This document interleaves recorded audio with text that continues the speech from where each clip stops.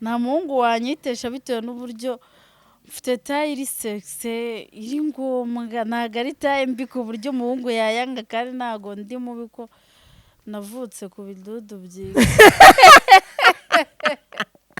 hari benshi bakuzi ku mbuga nkoranyambaga zigiye zitandukanye, ariko minsi yashize bavuze ati njye umuntu bita Bruce Melody aje twaryamana, ndetse nabonye comment nyinshi bagutuka. Jengagira ngaje mje mwaka ngikariso ngo amavuta yo kwisiga, makeup, umusatsi. Hanyuma hari benshi bavuze ati uyu mukobwa ni indaya, ati ni gute umukobwa yisabira umuhungu ko baryamana. Kunda umuntu urabivuga, uraniteretera rega bibaye ngombwa bitewe n'icyo ukeneye. Pame niba atari ibanga umaze kwitetera nk'abahungu bangaye, ndetse abaguteye indobo ni bangaye. Ngo nuko na diaspora bajya bagutereta.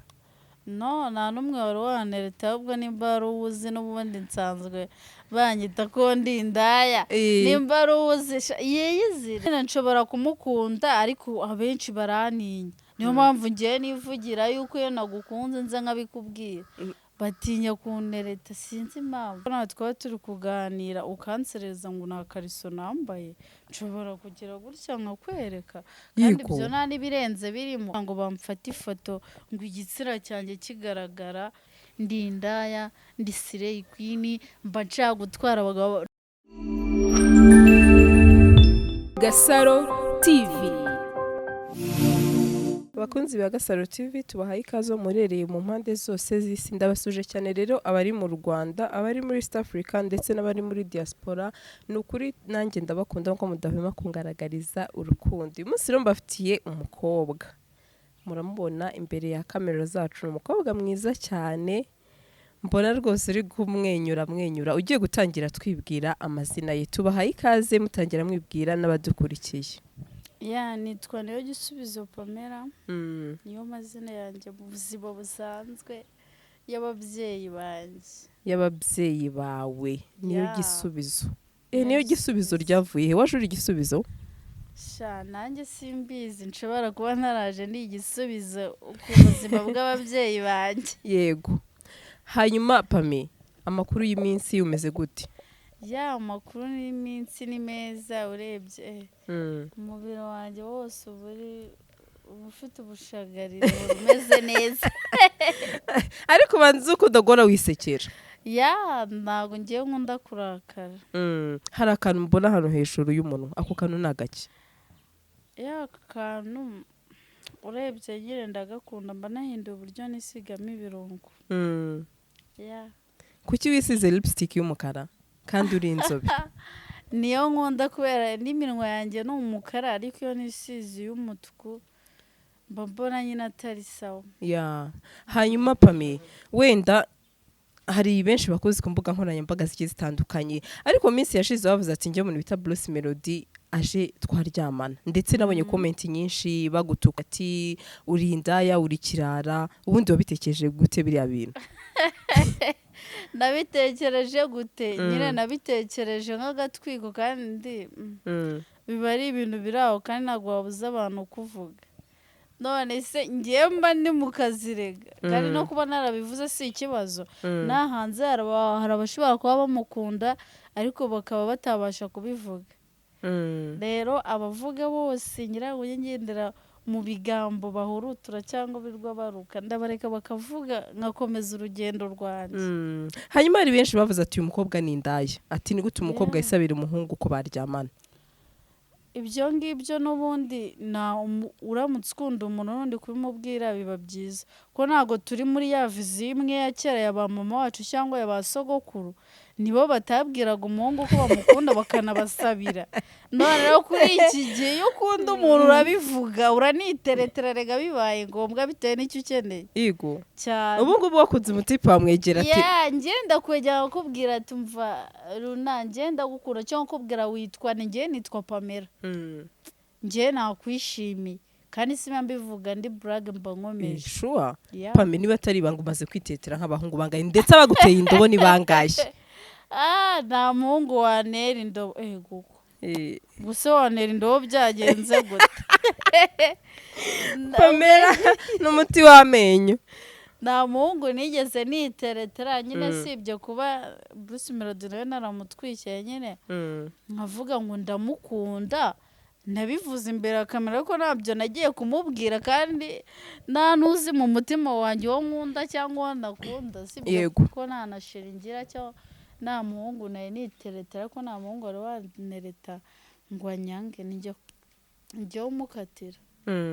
Hanyuma se kuki uvuze ati nta muhungu wanyitesha? Nta muhungu wanyitesha bitewe n'uburyo mfite tayi iri sexe iri ngombwa, ntabwo ari tayi mbi ku buryo umuhungu yayanga kandi ntabwo ndi mubi ko navutse ku bidudu byiza.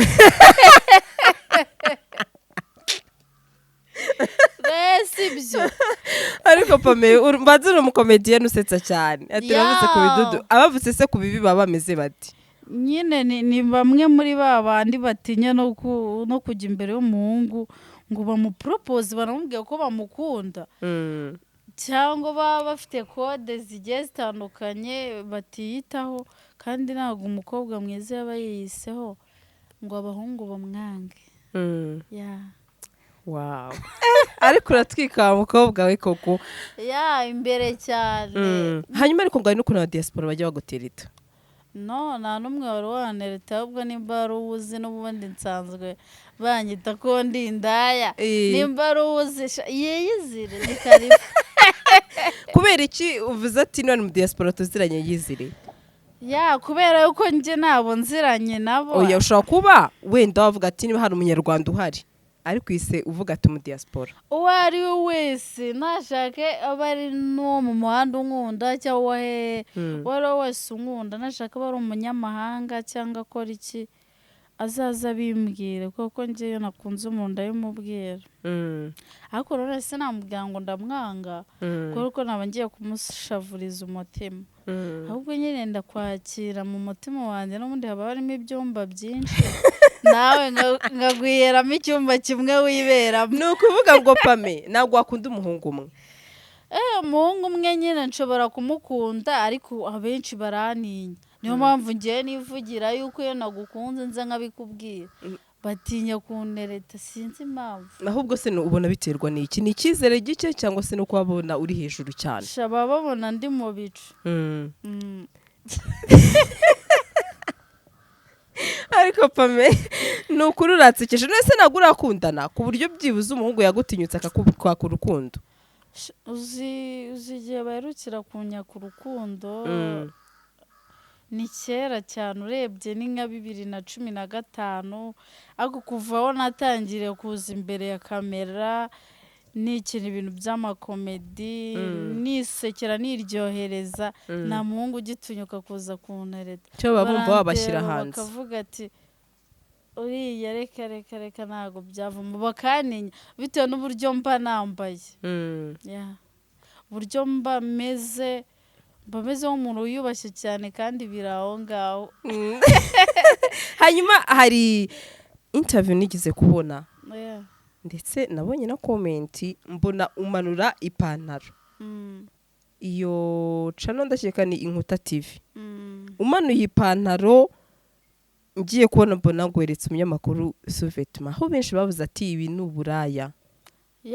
Ntago ari uburaya simbizi ko banabifashe twari turi kwigana nkuko nawe twari turi kuganira ukansereza ngo nta kariso nambaye nshobora kugira gutya nkakwereka kandi ibyo nta n'ibirenze birimo kandi wese wanyita ngo ndinda umuntu abinda ku giti cye ntago uburinda ku giti cy'ubundi kandi wowe ubuze ubuzima bwawe uburyo buhagaze cyangwa uburyo ugomba kwitwararika ari wose. None se kuki batekereje ati uyu muhungu se reka ndide bwereka umwenda w'imbere wanjye wenda nunavuga ati bishobora wenda kuba namutera ikibazo cyangwa se akaba yamfata ukundi?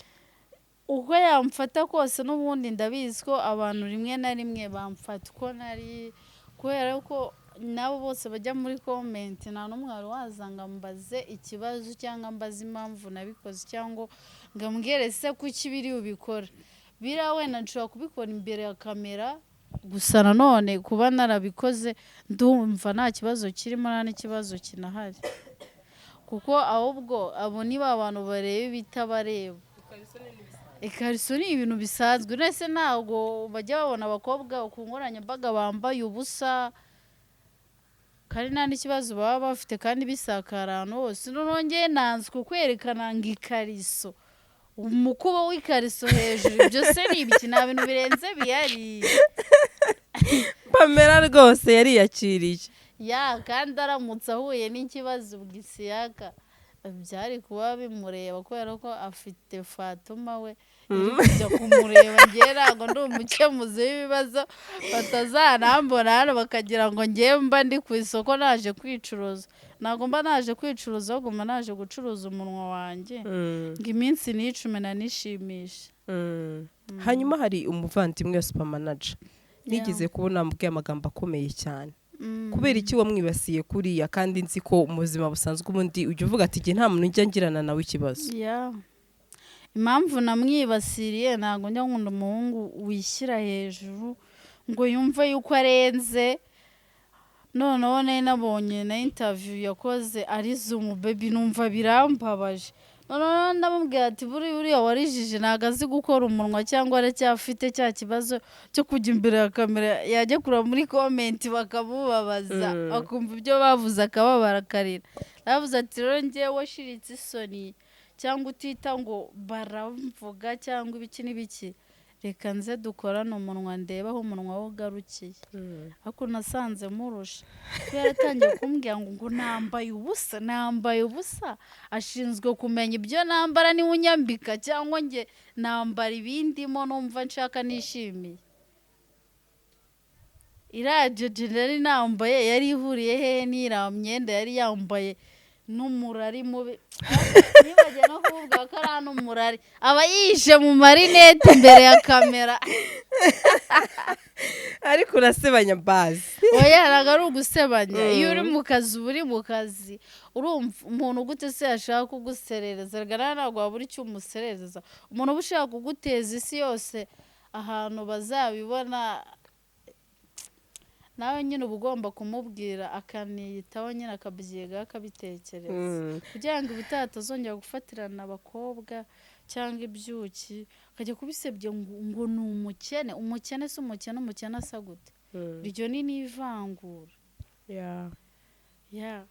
Hanyuma hari abantu bakunda kuvuga ngo umuntu wita Pamela n'umuslay queen ubundi byaba ari byo ntago mbizi gusa ku giti cyanjye ntago ndi umuslay queen kuko umuslay queen sinzi n'icyo ari cyo gusa ngiye nyine uburyo nitwara cyangwa uburyo mba meze urebye nyine bijya gusa nkabyo ariko nge sindi umuslay queen. ubwo n'ababa banyita ngo ndinda ubwo naba ndinda ya kamera kuko kamera niyo inyitaho niyo ingaburira niyo impa buri kimwe cyose ikamuha ubushobozi bwo kuba nakwambara nkaza imbere yayo bakandeba n'ubundi bajya bivugira. Niye comment ujya ubona ikagukomeretsa ukavuga ati nk'iyi comment umuntu atayandika kuko nta comment n'imwe yankomeretsa kuko njya gufata umwanzuro wo kujya imbere ya kamera ngo njye isura yanjye ijye igaragara ariho hose nirengagije byose bizamvugwaho cyangwa bizavugwa. niyo mpamvu rero nta comment n'imwe nyine yambabaza kuko abo bose babivuga aba ari ibicucu ntabwo baba bitekereza. Mwana mfite umwana ndetse uranamukundana namubyemera ndanamukunda turanabana kandi nzi ko nta kintu na kimwe yamburana nk'umubyeyi nyine. ni byiza cyane nkunda umuntu uba ufite umwana akaba proud ye. ni proud yanjye ngira ngo mwihakana mbese habaye iki. Nagiye kurocinga ya alubumu nayishimiye ntabwo nagiye gukora swapu nk'abandi. Tukiri aho watwaye inda mu buhe buryo cyane ko wavuze ati abasore barantinya. Uburyo natwayemo inda nyine nakunze umuhungu umunsi umwe nawe arankunda tugiye nigaga mu wa 3 segonderi urumva nyine nari muri ya myaka y'ubushyuhe nshyushye cyane birangira nyine tugerageje rimwe nyine muri ya mico y'urukundo tujya tugira hato na hato birangira nyine nisanze karinjiye nyine birangira alubumu nyirocinze ndavuga ati ntabwo nakora swapu reka gukora swapu ni iki? gukora swap rimwe na rimwe njye numva ngo ni ukuvanamo ese igihe nzi gukora swap ari uguhindura simukadi kwa kundi bakwiba phone ugakora swap. Rero basigaye babihina bakavuga ngo ni ugukora swap. Ni amakuru mba mfite Pame. Oya amakuru ubu yafite ugurirengagiza. Oya ni ukuri. Hanyuma hari ukuntu umuntu agira inshuti mbi ntabagushitse kwikuramo ati uri umukobwa mutoya mwiza wicaye avenir. Barabinshutse benshi ariko ntago nari kubikora kubera yuko Imana yari yamaye uwo mwana ntago nzi impamvu yari yamumaye cyangwa ikineganyirije. Cyane ko ubutazi n'icyo umwana azaba. Hanyuma iyi saha rero uri n'umukinnyi wa filme rwose niyihe role bashobora kugwa n'uyikine ukavuga ati role yankoze isoni mu bantu. Role bamasinye kinekireka bambwiye ngo nyine porno cyangwa nyine nambaye ubusa buri ibyo nibyo natakora cyangwa kumwe ngo bamfate ifoto ngo igitsira cyanjye kigaragara wenda agakabutura nakambara cyangwa kanzu ntago birahagera ariko niho biri gusatira. Ntabyo ubona nese ubu nimba basigaye bakina amafilime amakariso yamanutse ageze hasi noneho ukajya kubona thumbnail iri kuri comedy cyangwa kuri filime bambaye ubusa imyenda y'imbere iri kugaragara ubwo se urumva hasigaye ariko Pamela uratse bizaza bizaza ibyari bya kera nyine byari umuco byavuye mu ruvange. Hanyuma Pame hari ukuntu abantu bajya bavuga ati Pamela akunda kuvuga ngo ni mwiza ati bundi muzamutubarize ashingira ku cyo avuga ko ari mwiza. Uzi impamvu nshinga mvuga ko ndi mwiza se? Icyambere nuko wowe uba wiyumva ko uri mwiza none se wavuga ko uri mubi gute? Wowe icyambere nuko uba wiyizi ko uri mwiza ko nta n'undi muntu ubushinzwe kukurebera ngo uri mwiza cyangwa ngo uri mwiza gute se? Wowe nyine banza wireye muri miruwari wiyumve mbese ko uri na mwiza. Nese nutiyumva uzabona ubwo bwiza bwawe gute? Ntabwo uzabona. Ahubwo we banza wiyumve uvuga ati njyewe ndi mwiza ku giti cyane nubwo ari na ngombwa ngo mbe mwiza imbere y'abantu. Ahubwo ngiye mbanze mbe mwiza ku giti cyane. Hanyuma no kwera iki papa mwana mutigeze mubana? Nzi ko wavuze ati naramukunze ndetse nawe yari yarankunze ati twagiye kubikora tubyishimiye. Impamvu tutabanye twese twe tukiri abana yakomeje amashuri njye sinayakomeza kugira ngo mbanze ndere umwana wanjye ariko ubwo umwana turamurera nyine ameze neza cyane yuko niyo nashye umwana wanjye azamubera ambaza ngo mama wunzaniye iki biranshimisha cyane. Inshwe mana hari gahunda noneho yuko ari we muzabana byibuze? Wenda ntago mbizi ko kuri iki gihe ntago wakezera ngo umusore ngaragukunda cyangwa ngo nagukunda niyo mpamvu ufata hose. Ntago nzi ngo aneganyirije iki cyangwa ngo uzankunda nuwuhe. Ubwo nyine ushaka kunkunda araza akankunda yakwihanganira imico yanjye cyangwa yakwihanganira ibyo mvuga cyangwa yakwihanganira ibyo bazamvuga akankunda ubwo atanabishobora aranabireka. Kuko n'ubundi mbayeho kubw'Imana ntabwo mbayeho kubw'abantu. Hanyuma Pame hari ikintu ujya numva inaha ngo Kigali wisheya ibyo bintu wowe kuri wowe wumva bikwiye wenda akaba yaguha amafaranga? Kuri njye ntabwo mbikora ariko nkeka yuko n'ababikora nyine rimwe na rimwe baba batabyishimiye ahubwo ari ubuzima bibatera. Kandi n'uwo mugabo nawe ntabwo yagiye gusanga uwo mukobwa wundi cyangwa ajya gushaka uwo mukobwa kuko umugore we adahari. Aba ari inzererezi katubyite gutyo. Aba ari inzererezi cyangwa nawe nyine afite ibimugendamo nyine bihora bimwirukamo ko ujya gushaka umugore ubona ko ari ururabyo rwiza rw'umutako uzanye iwawe. None se gute utazagumya ngo yamababi uyuhire ahora asa neza uhora ubona ko rutoshye warangiza ugaca ukajya kureba izindi ndabyo ku ruhande ubwo nyine ukajya kuzuhira izindi ndabyo. Niyo mpamvu nyine babyise ngo Kigali wishe. Urumva araza kundeba wenda nkanjye nyine wenda njye mfite ibintu nza ntabwo ngendera ngo abagabo bantunge. Ubu nta mugabo urakura tuvugisha ukuri. Reka njye ntabwo njya nkura n'abajya muri comment bakavuga ibigambo wenda ngo ntago ndi mwiza ngo nshengera kuki cyangwa ngo ndi indaya ntago ndi mubi kandi sindi n'indaya. navuze ni manini ndaya ndindaya ya kamera nese ndindaya gute kandi uwo mugabo yananyizaniye byamureba gusa njye sinamwemerera namukatira akaza akagusanga cyangwa akigera hade kandi wasanga ubara hari abagore bwatike muri comment ati uwo mukobwa yadusenyeye ingo niba byandika bazabyandika ariko nawe uzamfata zerekana n'ikimenyetso n'ifoto ibyo bizaba sawa ariko kumbwira ngo ndindaya nuzi mu maguru yanjye ukosa ndiwari wanja mu maguru na bizu yanjye unzi ku munwa gusa imbere ya kamera uri kuvuga ibintu byakurenze muri comment watanyije wanditse nakutagize kandi nuzi umuntu nuzi kimwicaje aho ngaho nuzi kiri gutuma ari kuvuga icyo ngicyo ubwo se n'umunwa ububarya urumva gusa ntago narenganya nyine n'abakobwa basharingana n'abajama cyangwa n'abagabo basharingana hanze buriya wasanga bari abagore babo baba batabitaho ko umugore aramutse akwitaho ntago wajya hanze ngo ujye gushaka undi ukwitaho iyi saha wenda wambwiye ati Bruce Melody ni umuntu mpfana cyangwa se binabaye ngombwa ngiye tugahura ariko byagenda nuhe muhanzi ubundi wo mu Rwanda avuga ati uyu muhanzi anyatse urukundo namwemerera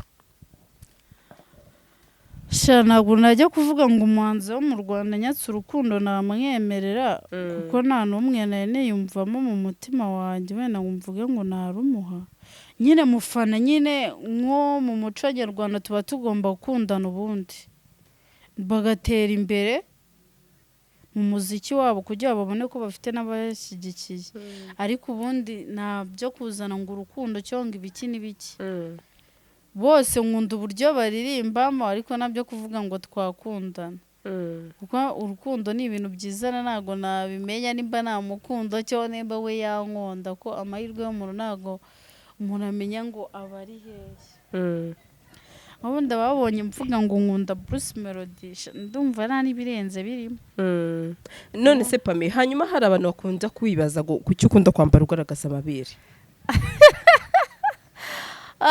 impamvu babyibaza njyewe nkunda kwambara udutopu twose mfite tuba tugaragaza amabere cyangwa amapantaro mba mfite amenshi aba ari amadeshiri rero niyo style yanjye niyo ndwara banziho ahubwo abo babyibaza ubutani muzabyibaze mujye mwumva ko ariyo ndwara y'uyu mukobwa yamunaniye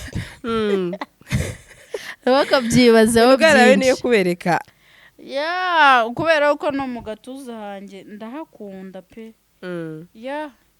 ndahakunda niyo mpamvu cyangwa mba mbona aribwo bwenda nyine numva nshaka kwambara kubera ko ntabwo ari ngombwa ngo mbone nambaye ibifunze n'ibifunze ndabyambara ariko nyine biterwa na mood ndimo ikintu cyaba bitewe n'aho ngiye hari umwenda w'akazi hari uwo kwambara mu rugo hari uwo kwambara karitsiye urabasobanuriye ese Pame uba wumva byibuze mu myaka yawe iri imbere sindi bukubaza imyaka nzi ko nta mukobwa ukunda kwivuga imyaka ari ryo ruzavuga ati kiza agapira hasi none ndashatse ndarunguwe njyewe igihe cyose nzabonera umugabo uri seriye atari babandi tukiraho umugabo uri seriye kuri abameze ati umugabo uri seriye kuri njyewe ni wa umugabo nshaka uzaba uri seriye ni wa wundi uzaza nabyo kumbwira ngo araza ngo abanza kunyaka ibintu nka bya bindi by'imyaka urabona umujama asigaza kuguteretse cyangwa umugabo ngo akabanza mukaryamana akabona kujya kwerekana iwabo cyangwa ejo akanagusiga waramuhaye n'ibyo bintu byawe ntabwo nyine wa wundi uzaza ngo abanze ambwire ngo nimwereke ngo ubwambure bwanjye ngo ibiki n'ibiki azaza nerete njye kumwereka ababyeyi nubwo ngira umubyeyi umwe namara kunereta nawe ajye kunyerekana iwabo kandi banyishimire cyangwa waba nibanahakana uwazavuga ati njye munambyeho ndamukunze uko ari yego kandi nanone wa mugabo uzankundira umwana kuko njye ntabwo njya misha ngo nta mwana ngira ngo mbere nk'aba bakobwa ngo mvuge ngo nta mwana agira ndamuhishira iki se nankundira umwana najya nkunda bya nyabyo afite gahunda yo kubaka atari wa wundi tuzagera mu rugo ngo nce inyuma wese ntuhamuca Gera unyacana inyuma ntabwo biriya bintu mbikunda. Nyine urebye impamvu baba barabivuga nyine imbere ya kamera mba meze nk'igishinzi. Aho kuba ameze nk'igishinzi ntabwo ariko mu buzima busanzwe ameze. niyo mpamvu abasore bagutinya. Niyo mpamvu baninya rimwe na rimwe bumva ko ngo ndi sireyi kandi ntabwo ndi sireyi. Ndi umuntu uri aho ngaho usanzwe uciriritse, sindi cipu cyane ariko biri hagati no hagati.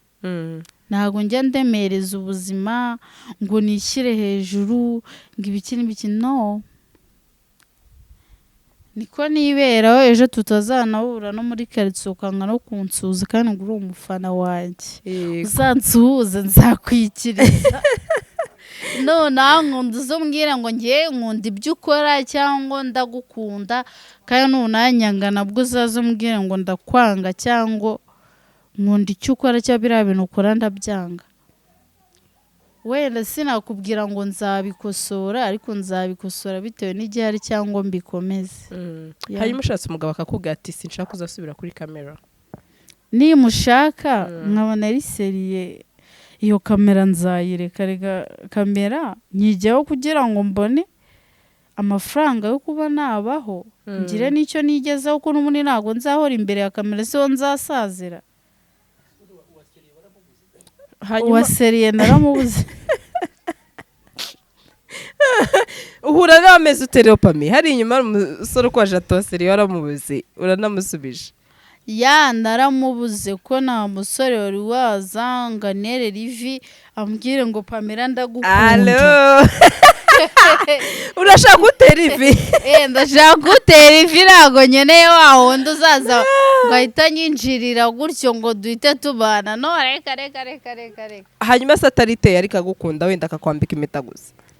azayinyambike. Nkeneye yuko n'ababyeyi banjye azabakorera ikirori, urumva nkagenda muri bibi karitsiye yose mukarya show, tukarya show, bakavuga byibura umukecuru akavuga ati byibura nubwo umwana wanjye yari yarambereye kirumbo ariko none anyeretse igikwe, anyeretse ibyishimo, akavuga ati ntabwo nabyariye ubusa. Kandi ubukwe bubaho rimwe ntabwo bujya buba kabiri. wamubereye ikirumbo umukecuru? Nyine ababyeyi bamwe na bamwe iyo babonye umuntu ari imbere ya kamera ntabwo baba bazi icyo umuntu akora, cyangwa kiba bumva yuko nyine yigize indaya cyangwa yigize ikirara. Nyamara si ukwigira ikirara, ahubwo nyine buri muntu wese aba agomba gushaka ubuzima bwe.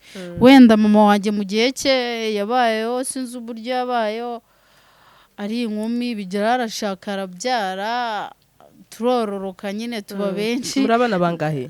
Turi abana 2. muri na bakeya? Turi bakeya. Aratubyara asazana na papa wanjye aza gupfa. None ubu ngubu kameme iwacu ni nanjye bucura. Inshwe mana, ese urgira bucura? Yandi bucura. Rero ubwo ngubwo nanjye ntabwo ngomba kuguma mu rugo ngo ajye ngagera. Ngajye njye mwaka ngo ikariso, ngo amavuta yo kwisiga, make-up, umusatsi. No, nanjye nabyukora kuko mfite amaboko. Ntabwo ari ngombwa ngo nzasazire ku ishyiga ngo negereje ngo iwacu bazacakira umugabo, cyangwa ngo negereje ko uwo mugabo nzamubona. Nyine uwo mugabo nzamubona ariko nanjye mfite icyo maze kwigeza, mvuga ngo ntabwo azansuzugura. Kandi burya iyo uri umugore ufite icyo uzanye ntabwo umugabo agusuzugura. Niyo agiye kwiruka ntabwo akubwira ngo jye usohoka n'imyenda niyo wazanye hano. Icyo gihe uramubwira ati ufite ibyo wazanye nanjye mfite ibyo nazanye. Icyo ntabwo gusuzugura nka wa wundi waje n'igikapu gusa cyangwa n'ifite.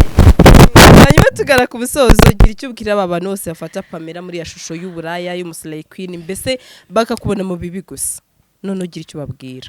Ikintu nababwira gusa sinababuza kuvuga ko ururimi ni inyama yigenga. Gusa umfata nka slay queen cyangwa umfata nk'indaya azakomeza mfata uko abishaka. Gusa ku giti cyanjye siko neye, ntago ariko neye pe, ahubwo mbiyame munambabarire. umuntu ujya muri komenti agahurutura ikigambo azaza abinyibwirire vizavi ibyo kujya muri komenti muvuga utugambo twinshi no ntago tunshimisha gusa nanone turananshimisha kuko iyo muri kumvuga muba muri kungira umusitari cyane uramvuga ejo bantumira hangeyo numva ibyo wavuze cyangwa njye muri komenti mbibona ariko nta na kimwe bizampinduraho ahubwo nyine nababwira ati mumbabarire cyane kuzajya mwirwa mumvugaho imico mibi mutanziho kandi n'ufite imico mibi nziho azaza ambwira ngo iriya mico ni mibi aho kujya muri komenti mukavuga utugambo ntabwo ari sawa gusebya umuntu urasebya umuntu ntumuzi ntuzi ngo ateye gute no ntabwo ibyo ngibyo ari byiza Pame ni ukuri wakoze cyane pe kandi uzakomeza ibyishimo byawe nawe mwakoze ibyishimo si ibyishimo bihoraho sinjya nigora sinjya nanareba ngo bamvuze ndi indaya ndi sireyi kwini mba nshaka gutwara abagabo no ntabwo ari byo mba nshaka kandi nta n'uzanyicira ibyishimo byanjye bihora hejuru ntabwo byajya hasi kubera abantu Gasaro TV.